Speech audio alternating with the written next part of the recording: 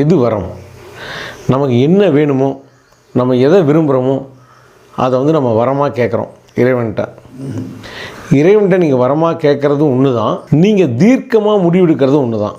நமக்கு என்ன வேணுமோ அதை இறைவன்கிட்ட வரமாக கேட்குறீங்க.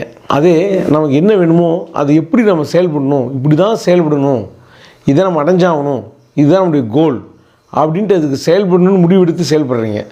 ரெண்டுமே ஒன்று தான். நம்மளால் முடிவெடுக்க தெரியாதனால தான் நம்ம இறைவன்கிட்ட வரமாக அதை வைக்கிறோம். இறைவன்கிட்ட வரமாக வைக்கும்போது இறைவன் கண்டிப்பாக அது நமக்கான வாய்ப்பை கொடுப்பாரு அப்படின்னு சொல்லிட்டு நம்ம செயல்பட ஆரம்பிக்கிறோம். அறிவில் முடிவு எடுத்துக்கிட்டு நம்ம என்ன பண்ணணும், இதை தான் செய்யணும்னு தீர்க்கமாக முடிவு எடுத்தீங்கன்னா அதுவும் ஒன்று தான்.